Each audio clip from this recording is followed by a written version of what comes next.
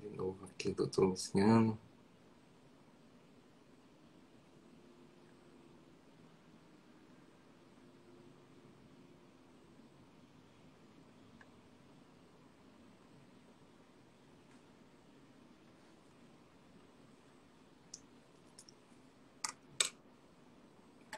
Doutor Luciano entrou agora.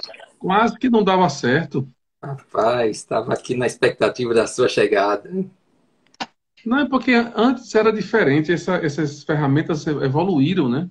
É, eles vão evoluindo rapidamente aqui. Até a mudança que antigamente podia só duas pessoas, agora está permitindo três, né? Numa live dessa da. Aí é? Mas eu acho, acredito que sim. Mas, doutor Luciano, Então, eu fiquei esperando, eu achei que ia entrar assim, ali no onde fica os stories e entrar assim a Matra, mas não, vem agora um convite, só que ele é muito rápido, sabe, Igor? Se a entendi. gente não clicar logo, ele some.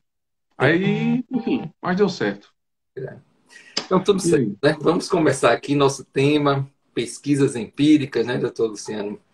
E o que eu vejo aqui desse tema, um tema até assim, baseado até o nome empírico, assim, a gente traz esse nome difícil, né, para quem não está acostumado na academia, mas esse tema de observação, na experiência, as metodologias das pesquisas, né, e é um tema muito importante, eu acho que atual, principalmente nesse momento pós-pandemia, né? De final de pandemia, acho que a gente trouxe um novo judiciário, uma nova perspectiva do judiciário.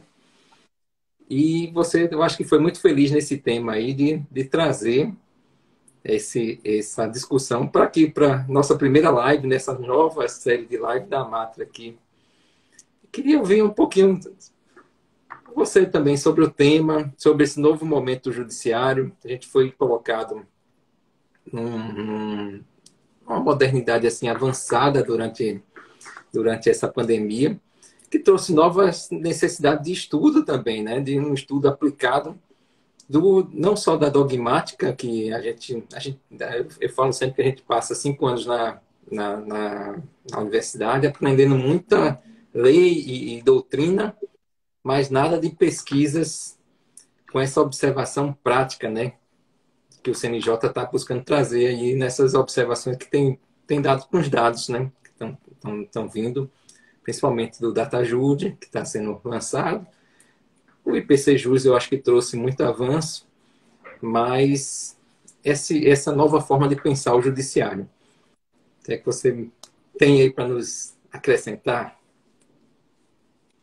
Não, primeiro eu queria agradecer o convite da Matra, eu acho que é importante debater o tema e fico muito feliz que a associação, na sua presidência, tenha priorizado essa agenda não só da pesquisa empírica na justiça, mas da própria discussão do Poder Judiciário, que eu acho que na faculdade, assim, que a gente percebe, pelo menos aqui na experiência da UFRN e de outras universidades com as quais eu tenho interação acadêmica, é que pesquisa em direito já é algo bem problemático, já é algo que precisa ser objeto de uma grande e profunda reflexão.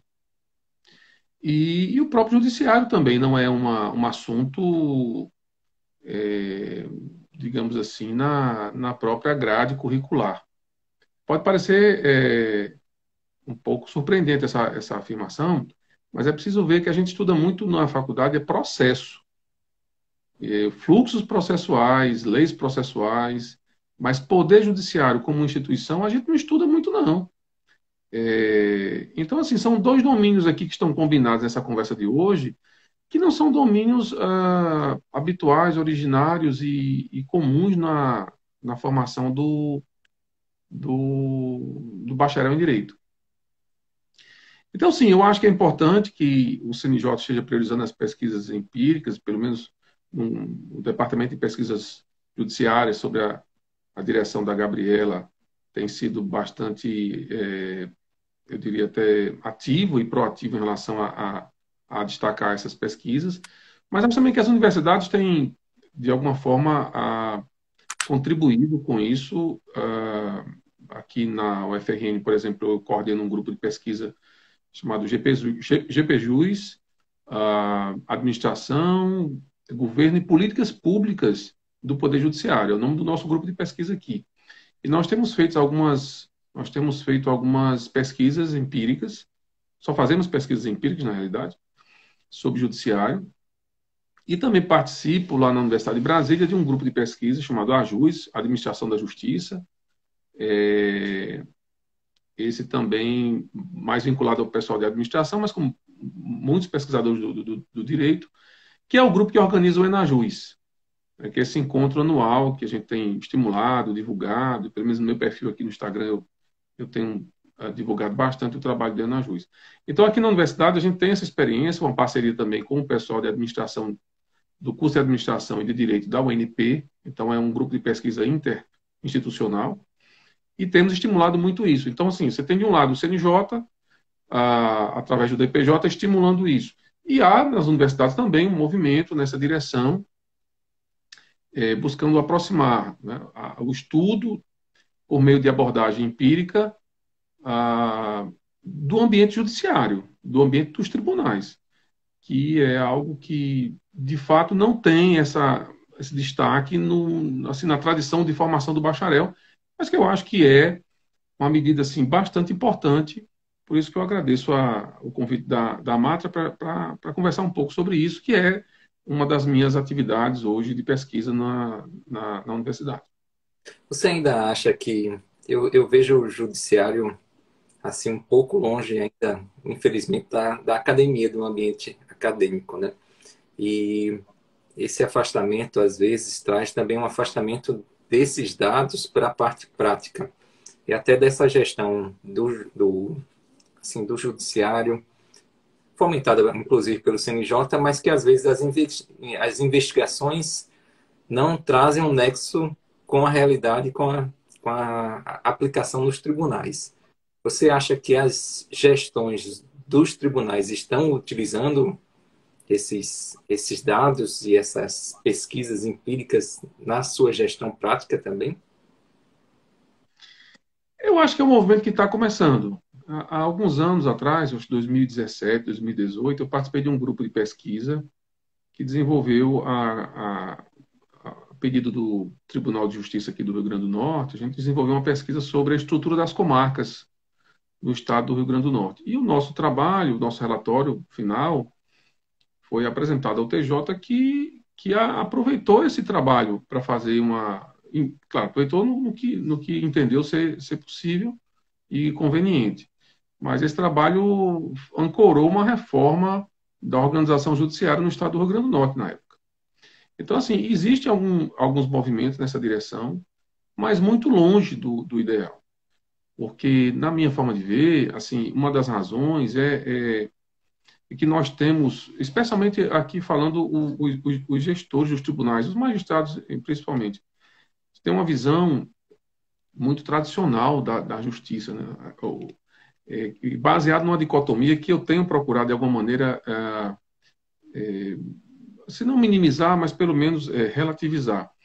Essa dicotomia entre funções típicas e atípicas do judiciário. Então, assim, o judiciário, a função típica é julgar, é adjudicar conflitos, é resolver conflitos. Essa é a função típica. E a função atípica seria a administração, a gestão. Eu acho que essa dicotomia, essa diferença, ela não ajuda muito quando a gente pensa em termos de melhoria da justiça. Por quê? Porque o Brasil tem um judiciário extremamente independente do ponto de vista funcional. Assim, toda a parte de gestão orçamentária, financeira e administrativa é tocada pelos próprios tribunais, né? com, de alguma maneira, a direção que o CNJ dá em alguns temas, mas pelos próprios tribunais. Isso não acontece no mundo. Né? Nem todo tribunal no mundo faz a gestão, por exemplo, de pessoal, a gestão de orçamento, materiais, prédios.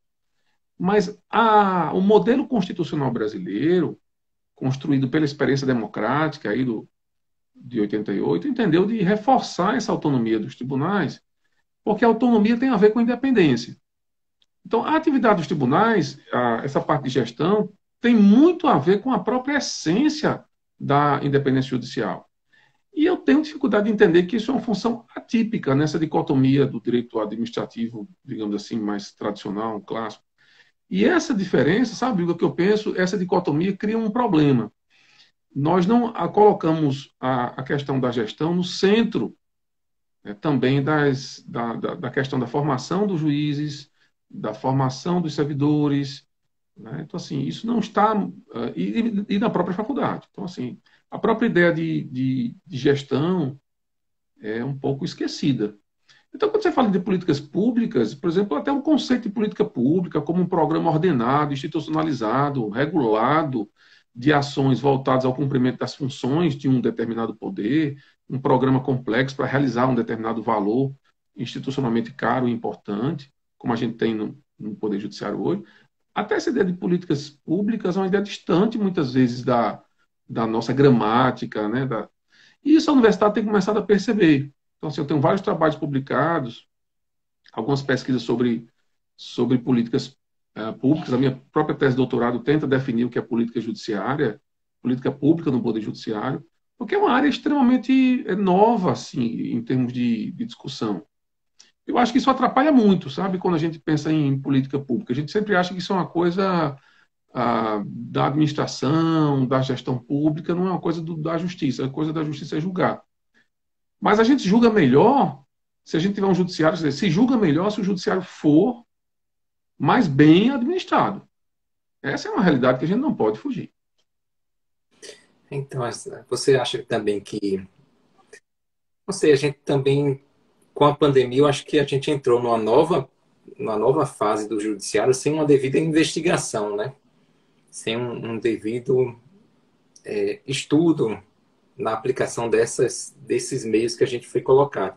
Acho que a gente teve aí várias inovações durante a pandemia, o balcão virtual, a Justiça 4.0, os e-mails, o WhatsApp, toda essa ferramenta que foi posta aí, a gente está tendo uma discussão muito grande em relação às audiências, os limites de, de, de, de acho que os limites da própria competência da justiça aí, essa forma de gestão vai ser uma forma de gestão que a gente vai ter que acompanhar bem esses números do pós-pandemia para a gente verificar para onde a gente vai também. Acho que o CNJ eu acho que viu isso e começou a colher os dados. O CNJT fez isso muito bem, postou os dados das ações durante a pandemia. O CNJ começou essa nova base de dados aí do DataJude, né? Com várias especificações de classes processuais e outras delimitações que podem fazer com que esses estudos se desenvolvam melhor e eu acho que subsidia as administrações da forma que querem conduzir o judiciário, né? Então, eu não sei como é que está vindo as pesquisas aí desse novo padrão. Eu acho que tudo tem a melhorar com os dados disponíveis, né? Não sei como é que você está tendo no seu grupo de estudo esses dados, essas inovações com tamanha eu acho que sincronia com os dados do PJE, né? Antigamente a gente era um feito mais manualmente e agora está, eu acho que com a base de dados mais robotizada, digamos assim, com números mais específicos. Eu acho que isso deve ajudar, né, Luciano? Claro que ajuda, né? Eu acho que a própria ideia do DataJude, que é uma sequência de uma política pública muito forte, que é o do Justiça em Números, o DataJude é em si próprio uma política pública, tá? Uma política pública de transparência, de verificação em números. Agora, há várias formas de você, empiricamente, verificar esse momento que a gente está vivendo. Assim, quando a gente fala de pesquisa empírica, a gente não fala necessariamente de uma só abordagem. Você pode ter várias abordagens. Uma abordagem pode ser essa, por exemplo, do que a gente chama de dados secundários. Você pode utilizar as informações do DataJude, do Justiça em Números, no caso, a Justiça do Trabalho também do E-Gestão, né? E a partir desses números, claro, tendo como ponto de partida um problema, né? Verificar se o judiciário, por exemplo, durante a pandemia, teve uma boa performance em temas, em determinados aspectos do funcionamento da distribuição da justiça. Mais audiências, mais conciliações, menos conciliações. Essa é uma abordagem. Mas as pesquisas empíricas, como eu disse, elas têm múltiplas possibilidades. Uma dessas possibilidades, eu devo lhe adiantar aqui, porque tem a ver com a própria associação, né? A escola da associação, a SMART, que eu tenho a honra de ser professor, tem hoje em execução uma pesquisa de uma pós-graduanda pela SMART, que eu não sei se está acompanhando a live de hoje, a Fernanda, e a Fernanda está fazendo uma pesquisa empírica, né? Uma pesquisa qualitativa e quantitativa, junto à advocacia, para tentar fazer uma espécie de diagnóstico da advocacia trabalhista em Natal na pandemia.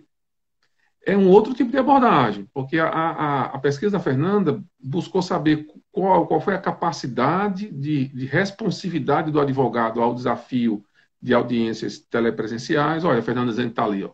A Fernanda respondeu: olha, Fernanda, está vendo? Estou prestigiando o seu trabalho aqui. Como o advogado, por exemplo, lidou com as dificuldades financeiras até, como ele lidou com dificuldades tecnológicas, porque essas coisas, né, Igor, não vão aparecer no DataJude. Eles não vão aparecer no X Números, mas vão aparecer num trabalho da SMART. Então, eu acredito na pesquisa empírica por isso, porque é uma maneira de você buscar dados da realidade. Isso é pesquisa empírica, é pesquisar por nada, Fernando. Você que merece, na verdade, todo o mérito por ter topado o desafio. Eu vou até abrir um parêntese para dizer o seguinte: muitas vezes, quando me procuram para orientar trabalhos, de uns anos para cá, eu venho dizendo o seguinte: olha, eu oriento, mas minha pesquisa é de base empírica. Aí, quando eu disse a Fernanda, vamos fazer entrevista, a Fernanda, professor, não tem tempo, não. Tem, é fácil, olha, não é difícil, olha, não tem nada complicado. A gente montou um roteiro, ela se esforçou, sugeri fazer contatos com a Associação de Advogados, as associações replicaram o formulário do questionário. Em pouco tempo, ela coletou um material riquíssimo, que agora está sendo trabalhado na fase final de uma pesquisa empírica, que é a fase da análise e da comunicação desses resultados, que a gente chama, na verdade, de monografia, né? Monografia é a comunicação de uma pesquisa. Então, a gente está concluindo a monografia. Se Deus quiser, a Fernanda vai concluir muito em breve seu curso aqui na SMART. Mas, assim, estou mostrando que a SMART está fazendo pesquisa empírica. Porque tudo depende de uma linha, de uma abordagem do professor, da vontade do pesquisador. Mas acredito que isso mostra que algumas abordagens são muito mais sutis, coisas que não são reveladas pelos dados secundários de um Justiça e Números, sabe? Eu acho que essa é a riqueza da pesquisa empírica. Eu acho que falta para nós isso, né? Há coisa de um ano atrás, exatamente um ano atrás, no final de novembro do ano passado, eu estava participando da banca de defesa de uma outra orientanda minha, Mariana. Eu não sei se a Mariana está aqui conosco também na live, mas a Mariana fez um trabalho também interessante assim, para a gente discutir o que é pesquisa empírica e políticas públicas. Ela pesquisou, junto ao TJ e ao TRT, a eficácia da política de valorização do primeiro grau de jurisdição.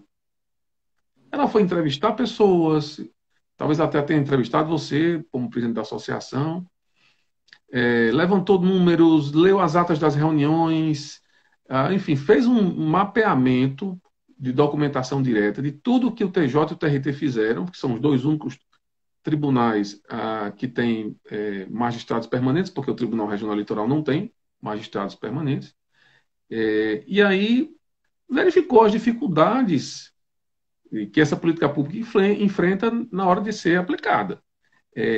Então, assim, não adianta você pegar um relatório do CNJ e dizer assim: olha, todos os tribunais constituíram comitês de valorização no primeiro grau. Bom, isso é bom. Pelo menos há um dado empírico que os tribunais criaram os comitês. Mas saber como eles funcionam é uma outra camada. Não sei se eu estou me fazendo entender. Uma coisa é a gente vê que o comitê existe, mas saber como ele funciona mesmo é uma outra camada que deve ser revelada por uma outra pesquisa empírica.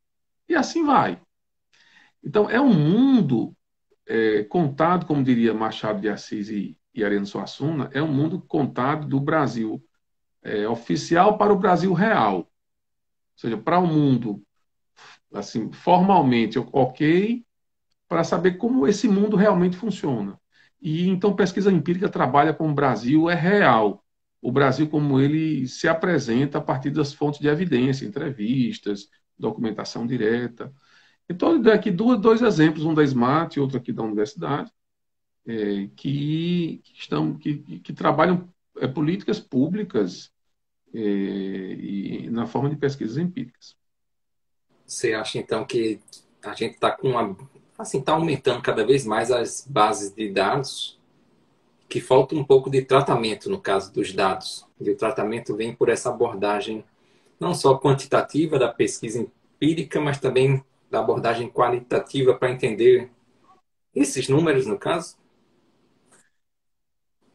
Assim, a pesquisa empírica ela pode ter diversas modelagens, né? O design da pesquisa pode ter diversas possibilidades. O que eu aposto é assim, nós temos que ter, claro, o CNJ precisa fazer o seu trabalho, porque a Constituição determina que tenha relatórios estatísticos. O que eu quero dizer é que o relatório estatístico, ele não diz tudo, tá? Ele não explica tudo. Agora, uma outra equipe de pesquisa aqui do nosso grupo fez um estudo interessante, né? Nós estudamos o e-gestão a partir de duas hipóteses, na verdade, dois problemas, né? E trabalhamos, então, com duas hipóteses. A hipótese A, a reforma trabalhista, na parte em que determinou que a execução não seria mais de ofício, tem um potencial de retardamento da execução, portanto, aumento do tempo médio na execução. A outra hipótese era a reforma trabalhista, ao criar um incidente de impugnação de cálculos obrigatório, lá do artigo 872, parágrafo 2º da CLT, de certa maneira, projeta um aumento, uma dilação do tempo médio do processo na fase de liquidação. Então, trabalhamos com essas duas hipóteses. Então, fomos lá, eu,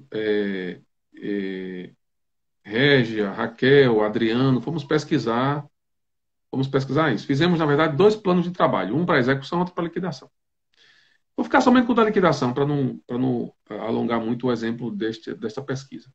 Na liquidação, a gente percebeu o seguinte: nós dividimos os dados do e-gestão em três grupos: pequeno porte, médio porte e grande porte. Os tribunais de pequeno porte, tribunais de médio porte, tribunais de grande porte, que é uma divisão que o CNJ usa, para ficar mais claro o segmento por tribunal. Porque os tribunais menores, a princípio, a gente acha que eles têm mais capacidade de responsividade aos desafios, porque eles têm menos processos, e geralmente são tribunais que têm uma capacidade maior de eficiência. Muito bem. O que nós percebemos? Nos de pequeno porte, o aumento do tempo médio de liquidação foi brutal. Assim, em alguns casos, como do TRT 21, o tempo médio dobrou. O tempo médio dobrou. Saiu aqui de 150 dias para 300 dias. Quando você vai nos tribunais de médio porte, essa hipótese ela somente é confirmada em metade dos tribunais. Quando você vai para os de grande porte, eles apresentam uma performance melhor. O que é completamente contrário ao que o design da pesquisa imaginava. Porque se você tem um incidente na execução, na liquidação que não existia, é muito provável que esse incidente vá arrastar o tempo médio. Melhorar não era algo esperado. Em termos de pesquisas empíricas, isso não é um problema. Tá? Não confirmar uma hipótese não é um problema. A nossa pesquisa não teve nenhum... Você não tem defeito por não confirmar a hipótese em todos os tribunais. Mas o que ela mostra é que você utilizar o e-gestão apenas revela uma dimensão de resposta. O que nós precisamos agora é pegar um tribunal que melhorou para entender como ele melhorou. Aí é uma outra pesquisa.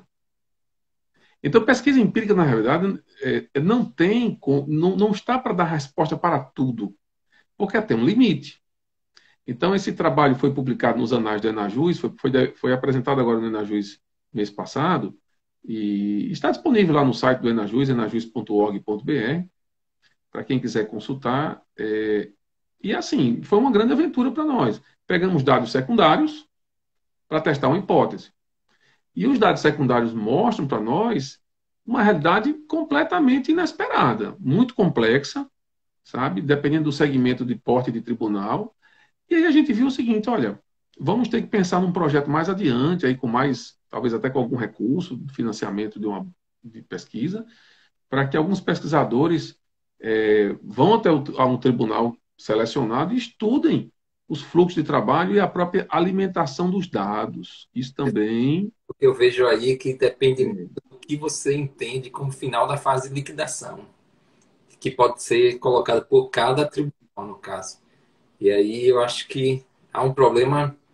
Acho que a gente até já discutiu sobre isso na administração, não sei se você se lembra, Sim. e alguns entendem que em determinado momento acaba a liquidação, já lança no sistema o encerramento da liquidação e julga os incidentes da liquidação já na execução. Então, pode ser que esse julgamento. Mas, nesse caso, a pesquisa mostra que talvez nós tenhamos um problema de glossário. Então, a alimentação errada do. É. E o glossário, ele não tem, talvez ele não seja adequado, porque ele está permitindo várias formas de alimentação. E isso vai distorcer os dados lá na frente. A gente até discutiu se não seria para ser, não seria melhor que fosse automático essa passagem de fase, né? Assim, determinado glossário fosse aplicado automaticamente para todo mundo, porque quando você depende de uma alimentação manual dessa informação, há uma distorção um pouco, pode causar uma distorção na própria pesquisa e na observação quando você não trata esses dados via alimentação manual, né? Por isso que acho que essa informação do glossário é importante também. Mas aí você percebe a importância da pesquisa empírica, a importância de mobilizar as universidades e também, aí na minha forma de ver, as escolas judiciais precisam fortalecer as suas, assim, os seus departamentos de pesquisa, porque trazendo mais pesquisadores, de preferência pesquisadores externos, é que a gente vai perceber erros, falhas nas políticas públicas de medição e de indicadores que o judiciário utiliza. Nós não podemos imaginar, porque a coisa é informatizada, porque os dados são processados de maneira, enfim, informatizados, né, assim, com base em TI, que eles são 100% confiáveis. Cabe ao judiciário se expor à crítica também.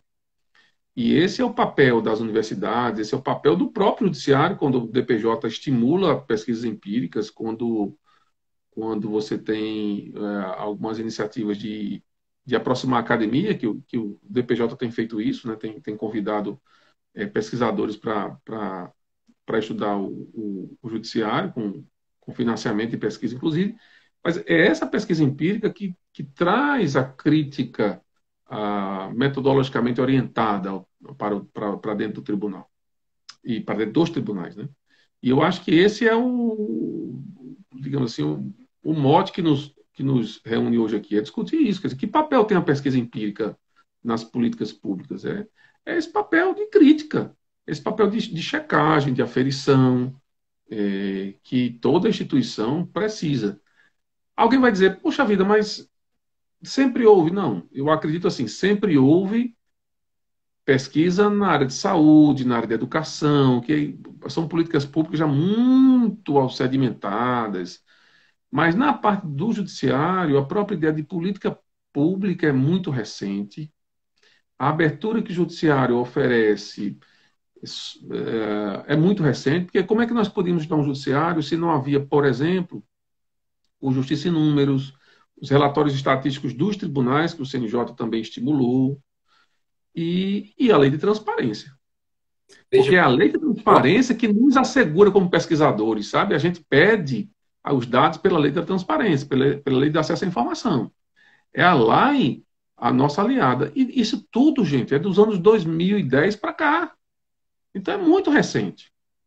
vocês têm noção que os próprios tribunais antigamente enviavam números para o CNJ e terminavam descartando esses números posteriormente.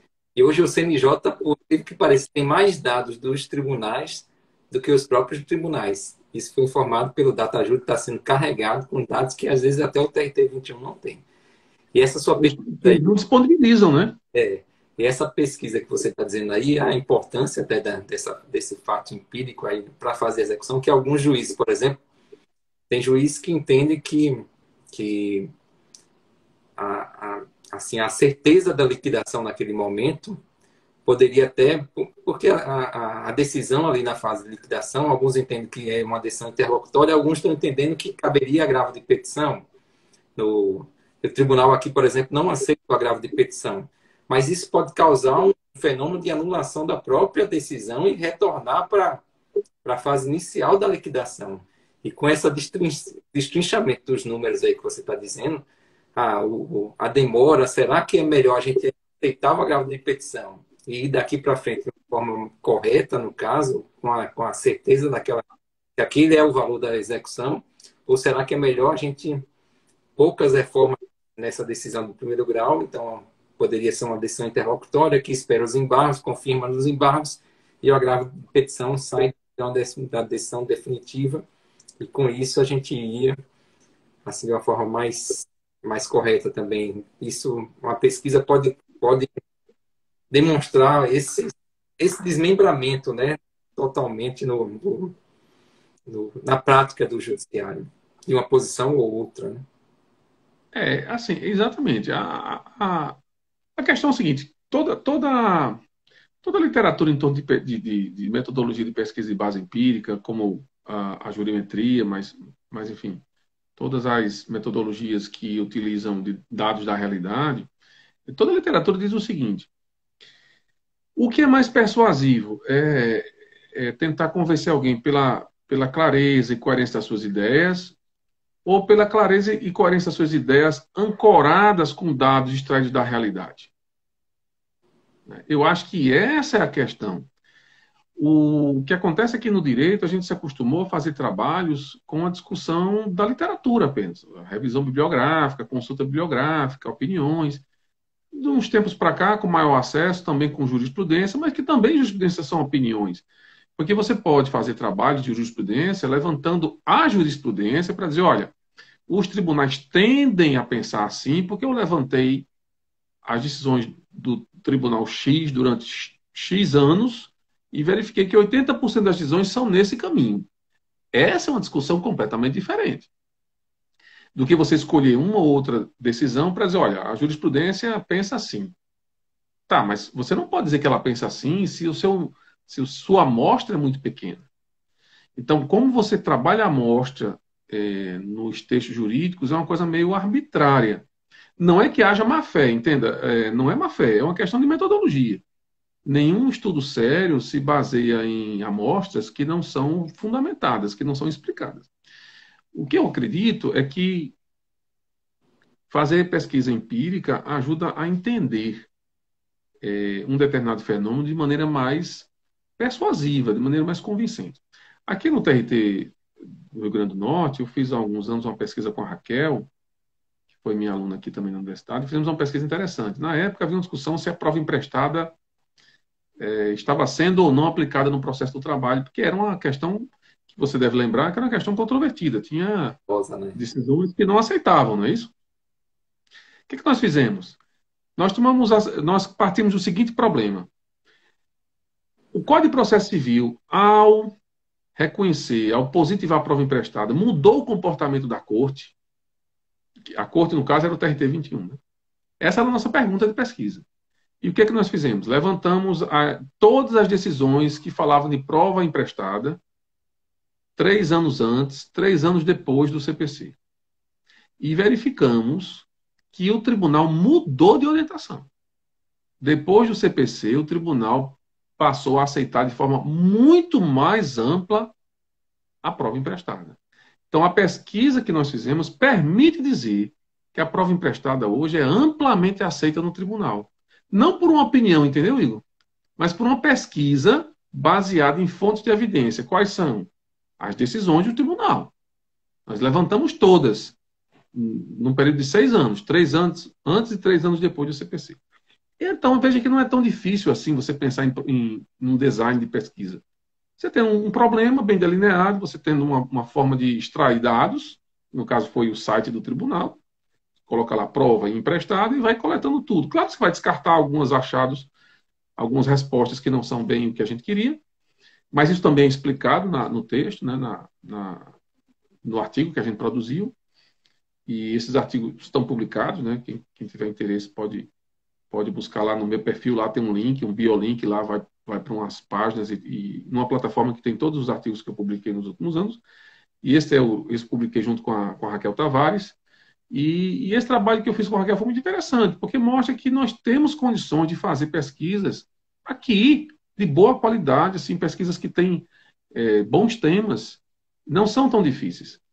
Mas sem essas pesquisas empíricas, eu acho que perdemos um pouco da objetividade científica da análise do comportamento dos tribunais, seja do ponto de vista do julgamento, como esse caso da prova emprestada, seja do ponto de vista de gestão, em políticas judiciárias como um todo, aí, orçamento, planejamento estratégico, enfim, metas, né, que a gente trabalha muito com essa discussão hoje também, com metas. Então, as pesquisas empíricas são muito importantes. De eficiência também, né? Na própria, eu acho que está tendo muita pesquisa na eficiência dos tribunais também. Eu vi muitos dados.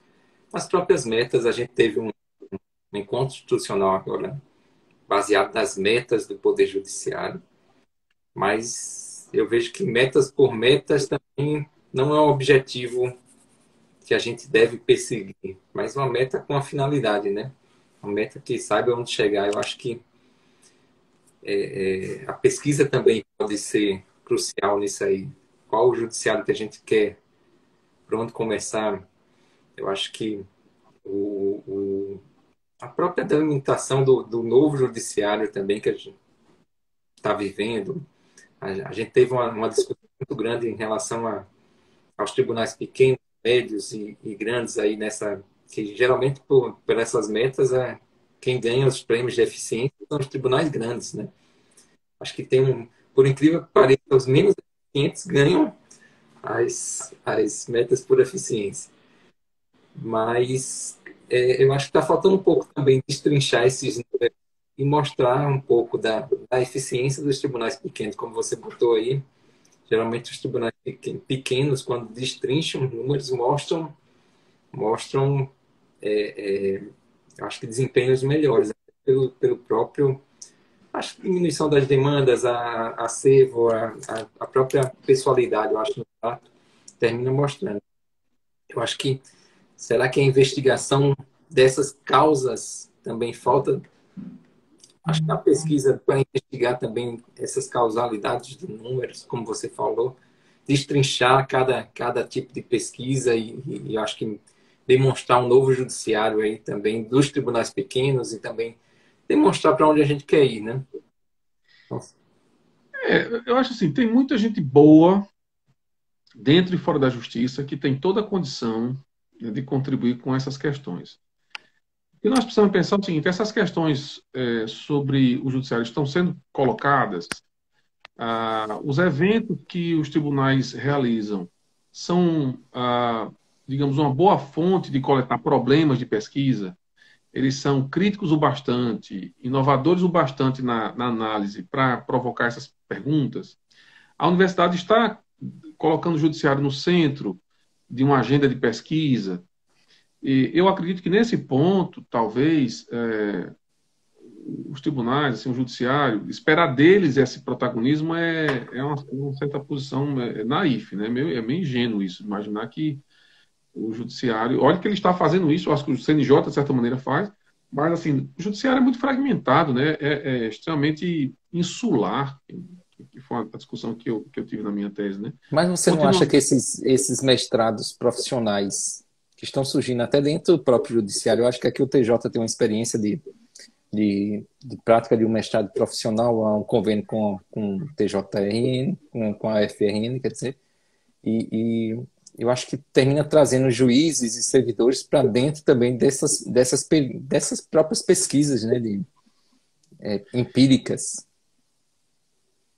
Não, isso é verdade, e eu devo também destacar aqui, por questão de justiça e pertencimento, né? De justiça porque eu acho que a Escola da Magistratura do Rio Grande do Norte, vinculada ao TJ, aqui do RN, tem feito um grande investimento em termos de pesquisa, dentro do programa de residência judicial.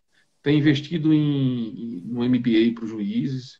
A Infam, que é vinculada ao STJ, tem um mestrado profissional agora, né, que completou seu primeiro ano agora. Eu, inclusive, cheguei a conhecer algumas pesquisas dos mestrandos de lá. Alguns fazem parte já desse grupo da UNB, e são pesquisas bem interessantes, mas são movimentos recentes. E no caso da Smart, até importante realmente ressaltar, como disse por uma questão de justiça, que a residência judicial fez uma opção pedagógica pela pesquisa empírica. Por exemplo, eu coordeno lá o laboratório judicial, que é uma atividade complementar, mas é uma atividade preparatória para o aluno, porque o TCC na residência judicial só pode ser com pesquisa de base empírica. No entanto, é um grande desafio lá, que a gente está tentando trabalhar exatamente agora, por exemplo, estamos essa é a terceira semana de um curso de jurimetria, que é ministrado por mim, mas pela professora Kate e principalmente pela professora Luciana Young, do INSPER, que é especialista em econometria e jurimetria, que é um esforço para tentar qualificar o corpo docente e os orientadores, portanto, dos residentes, dos pós-graduandos, para que essas pesquisas sejam desenvolvidas com a melhor qualidade possível. Mas é um grande desafio, porque você recebe um aluno que não tem digamos, não tem esse DNA da pesquisa e muito menos o da pesquisa científica. Então, assim, são dois grandes problemas que a gente vem enfrentando lá. Mas eu devo dizer, mais uma vez, que o TJ, a Smart, tem se esforçado muito também nessa direção. E tem que ser pesquisa empírica sobre o Tribunal de Justiça do Rio Grande do Norte. Então, o papel das escolas é um papel assim que pode crescer muito nisso. Só que é preciso, volto a dizer, uma formação de um quadro de professores, de instrutores, para oferecer toda a infraestrutura dessa pesquisa, que, aliás, é uma das preocupações da professora Lee Epstein, que é um dos grandes referenciais em termos de metodologia de pesquisa de base empírica, uma professora americana, que num livro dela, dedicou um capítulo específico a discutir essa infraestrutura. O que ela diz? Mas não adianta você dizer que o bom é pesquisa empírica. Você tem que pensar em construir uma infraestrutura acadêmica que ofereça aos alunos e pesquisadores as condições de desenvolver essa pesquisa. Que não é uma coisa assim que nasce do dia para a noite. Tá? Até porque lá nos Estados Unidos também é interessante. Ela diz assim, ela começa o livro dela dizendo assim, o curso de Direito, não sei se você sabe disso, mas o curso de Direito nos Estados Unidos, você não pode fazer o curso de Direito quando você sai do ensino médio. Né? Quando você sai do high school, você não tem acesso a uma law school. Tá? Para você ter acesso a um curso de Direito, você precisa primeiro fazer um college, uma graduação. Aí, geralmente, quem faz Direito faz História, Ciência Política, Letras. Direito é um curso de segundo ciclo. Então, o que ela diz? A Faculdade de Direito ensina o sujeito a ser advogado, a atuar como advogado, mas não ensina a atuar como pesquisador. E nem ensina a interpretar pesquisas empíricas. Aí eu fiquei pensando quando li o livro, puxa vida, a Faculdade de Direito do Brasil ensina o aluno a ser advogado? Aqui não ensina nem a ser advogado e nem interpretar pesquisas empíricas, nem fazer pesquisa empírica. Então, assim, nossa situação é muito diferente, né? Porque nós temos uma faculdade de Direito. Olha, o Cláudio Delgado dizendo que leu o livro, aliás, foi indicação, né? O Delgado é meu orientando lá na Federal. Está dizendo aqui que leu o livro dela é excelente, na verdade. Ele está lendo um dos livros dela para fazer o TCC dele. Então, dizia eu, aqui nós temos uma faculdade de tradição francesa, estudo dos códigos, mas uma discussão muito abstrata, muito idealizada da realidade do direito e da sociedade. Nós precisamos trazer para a universidade, para a escola do direito, e depois também para as escolas da magistratura, as escolas de advocacia, do Ministério Público, trazer o desafio de estudar a nossa realidade, estudar as políticas públicas, estudar se o processo está sendo bem feito. Aqui, para te dar um exemplo, na Smart fizemos uma pesquisa há alguns anos, um aluno fez uma pesquisa no laboratório judicial, muito interessante. Ele atuava num juizado especial, sabe, Igor? Aí eu disse assim, você quer escrever sobre o quê? Ele disse, professor, eu não sei não, não tenho ideia não. Tá, mas assim, observando o que acontece lá no juizado, o que que chamou sua atenção? Aí ele disse assim, uma coisa me chamou a atenção. Lá tem uma audiência que é realizada antes da execução, que de fato a lei do juizado especial determina que antes da execução haja uma audiência de conciliação. E o que ele dizia? Eu acho que aquelas audiências não têm muito futuro, não. Porque eu vejo pouca gente comparecendo. Vamos estudar isso então? Eu desafiei esse aluno. Eu desafiei a isso. E aí nós montamos um design de pesquisa. Ele levantou, acho que 5 anos, 5 anos dos processos lá no juizado. E no final das contas, fizemos um estudo que a gente chama de estatística descritiva, com distribuição de frequência dos eventos, das observações, que são as audiências, né? E chegamos à conclusão tabulada de que em 95% dos casos, a audiência não dava em nada. Aí eu pergunto, se fazer uma audiência é uma política pública, porque perceba, fazer a audiência não é julgar um processo. Fazer a audiência é uma política pública que está num código de processo, que está numa lei processual, mas é uma política pública, que é o estímulo à conciliação. Isso é uma política pública. Será que justifica mobilizar servidores, notificações, o tempo, né, de todo mundo envolvido nisso, para, em 95% dos casos, isso não dá em nada? Bom, você pode dizer para mim, não, é importante, mesmo só tendo 5% de eficiência nesse método, nessa política pública. Mas eu posso dizer diferente. Eu posso dizer o seguinte, olha, se nós temos 95% de ineficiência, então é o seguinte, nós estamos gastando dinheiro mal. Isso não é governança.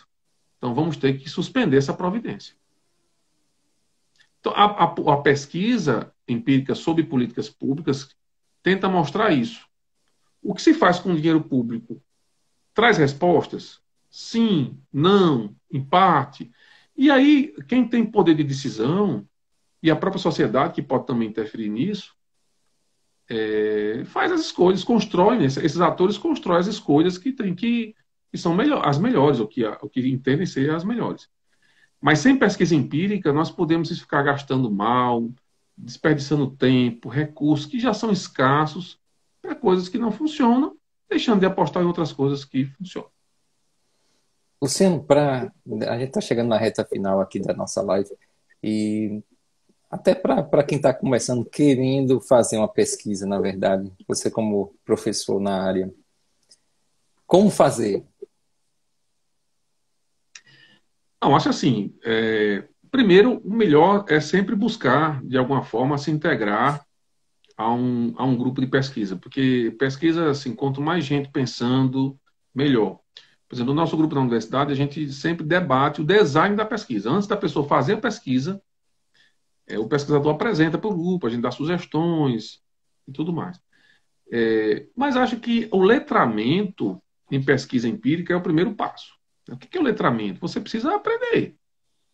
Letramento é uma ideia diferente de você apenas fazer uma consulta a um livro. Letramento parte do conceito, da ideia de que você não está devidamente capacitado para aquela habilidade. E aí você vai passar um processo de aprendizagem básica, vai desenvolver, vai ler uma bibliografia básica. Então, o melhor é buscar alguém com um pouco mais de experiência, buscar bons livros, se integrar a um curso de pós-graduação, que eu acho que é um espaço também muito interessante para você desenvolver pesquisas. É buscar um grupo de pesquisa na universidade onde você estudou. Evidentemente que para os colegas que nos acompanham, para os que estão aqui na live, eu estou mais do que aberto a ajudar. Mas, assim, isso depende muito também de uma decisão de um letramento. Assim, olha, eu quero aprender a fazer. É difícil? Não. Assim, não é difícil. Aliás, é muito mais fácil, eu diria, do que fazer uma pesquisa teórica. Porque a pesquisa teórica exige uma elaboração mental muito sofisticada. A pesquisa empírica só existe uma metodologia correta. Ela não é tão desafiadora do ponto de vista teórico. ainda que você tenha que ter uma abordagem teórica para formular o seu problema, mas isso não é um grande problema, assim, um grande desafio. Eu acho que o desafio maior é topar esse letramento, porque em alguns cursos, como, por exemplo, administração de empresa, economia, não existe pesquisa que não seja empírica. E nesse, Tá? Então, acho nesse, que é isso. Começar por aí, sabe? Eu penso. nesse novo judiciário, você acha que quais são os temas principais que estão assim necessitando uma pesquisa, uma política pública que estão as políticas públicas que estão necessitando desse aprofundamento de pesquisa empírica, os temas aí principais para o futuro? É, bom, as possibilidades são tão grandes, né? Assim, de momento, o que eu imagino, né?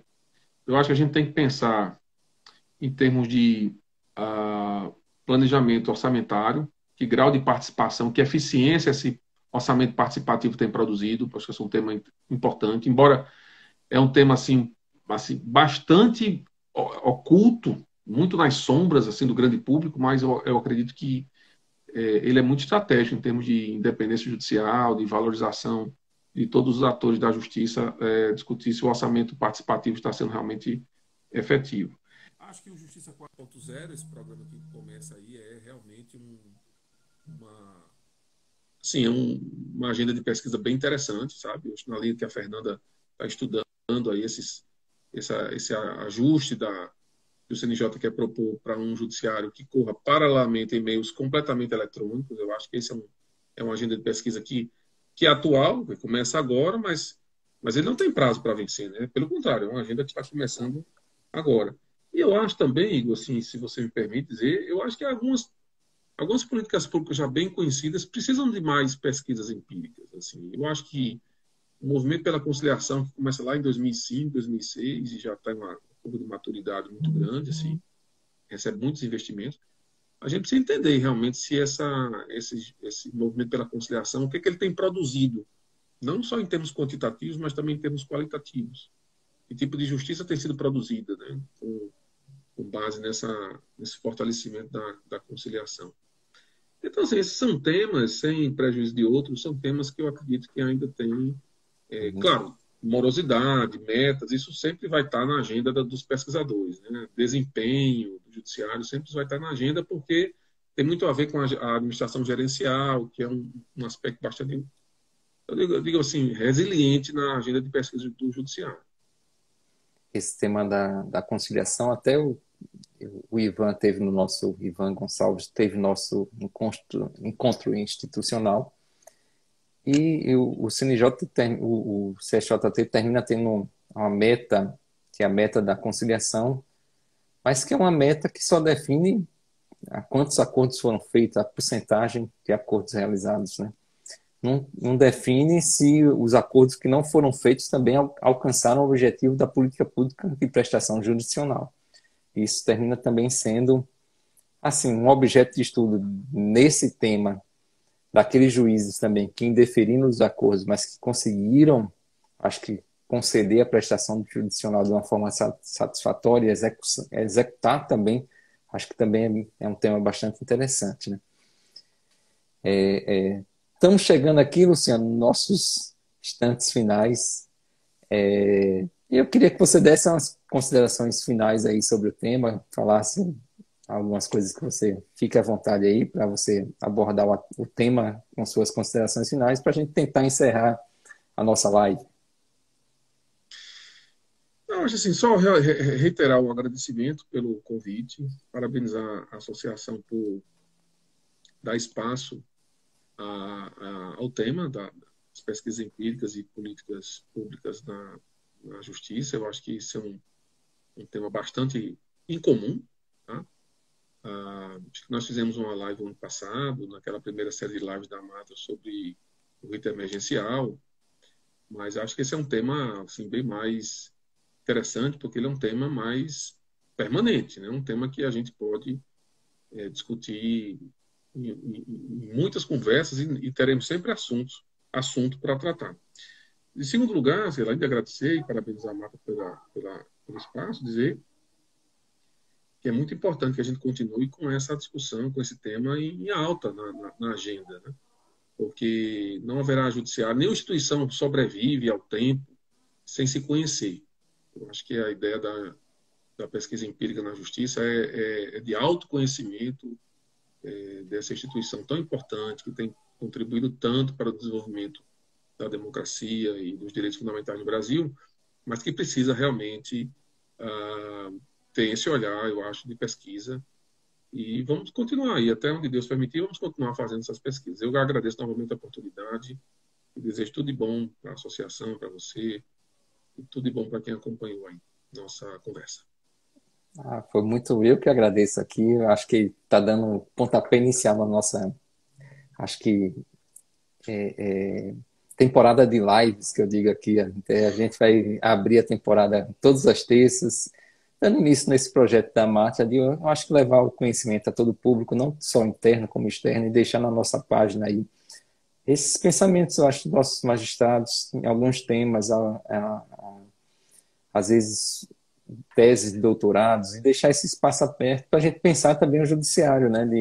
De pensar essas novas perspectivas. Acho que competência, como você disse, temas como competência,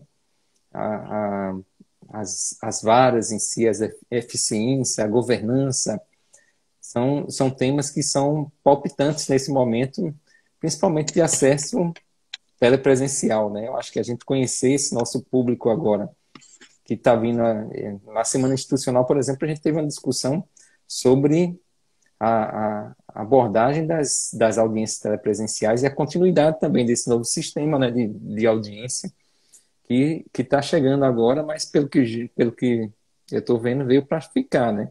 Antigamente com uma certa restrição por parte da classe dos advogados, mas que hoje conta com um grande apoio e às vezes até uma opção dentro dessa própria política pública do CNJ, da Justiça 4.0, de tentar uma justiça 100% digital, por exemplo. Então, é uma amplitude de possibilidades de pesquisa empíricas que a gente está vendo, e uma amplitude de possibilidades de estudo do próprio Poder Judiciário, que podem ser destrinchadas e analisadas melhor por parte dessas pesquisas, como você falou, tanto de tese quantitativa como de abordagem qualitativa. Mas que é importante a gente se conhecer, né? Na próxima live aí a gente vai fazer também com a doutora Lisandra, acho que na próxima terça. Doutor Luciano, expresso novamente meus agradecimentos. Você que tem esse amplo conhecimento aí, já foi juiz, juiz titular, já foi juiz auxiliar do nosso tribunal, já foi juiz no CNJ, já foi presidente da nossa associação aqui regional, já foi presidente da nossa associação nacional, então tem essa amplitude do olhar.